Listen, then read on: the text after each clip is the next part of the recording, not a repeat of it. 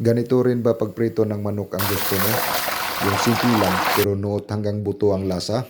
Buong manok tayo ngayon dahil nakapanglitag tayo sa kapitbahay. Ito na yung buong manok natin. Hatiin natin sa gitna. Hatiin natin, gawin lang nating butterfly. Ayan, ayos na, nahatiin na natin. Yan, butterfly na. At hugasan na natin. Hugasan natin maigi. At ayos na to. Nagpakulo nga pala ako ng tubig na may luya at bawang at sibuyas at tanglad.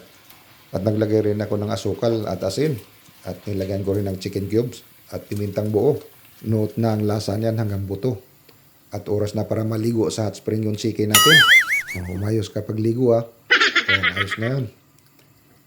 At takpan muna natin. Pakuluan nga pala natin to ng 10 minutes. Tapos babalik rin din natin ng 10 minutes. At babalik rin na rin natin. 20 minutes pala lahat ito pakuluan. Amoy pa lang napakabango na. Dahil sa tanglad. At yung sabaw nan, pwede mo na gawing anli sabaw. Gawin mo ng tinula na sabaw. At takpan natin. Hintayin natin ulit ng 10 minutes. At okay na. Hangoy na natin. Napagod yung manok natin sa kaligo sa hot spring, kailangan nagpahinga. Dito sa may bintana natin pagpahingahin dahil malakas yung hangin para matuyo agad. At oras na para magpakulo ng mantika at mainit na. At oras na para iprito natin yung chicken. Ganyan lang pag nagprito. Ingat lang nga pag nagprito dahil magpinatalsik yung mantika. At balik pa rin na natin. Tingnan yung kulay. Kulay pa lang, goods na. Mas maganda nga pala dito, i-double fryer mo. Pero sa akin, madali lang ito. Kaya balik pa rin na lang natin. Yan yung kulay. Napakaganda ng kulay. At oras na para hanguin.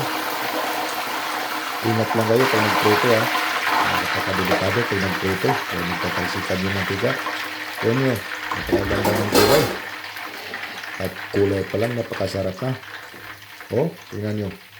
Tara, tikman na natin. Ito na yung whole fried chicken natin mga ka-food lovers. Titigman natin. At ito lang yung sasawan ko. Kayo na bahala sa sasawan kung anong gusto nyo. Ako, sibuyas at tuyo at limon lang mga ka-food lovers. Tikman na natin. Oh, yan o. Juicy. Tara, kain tayo.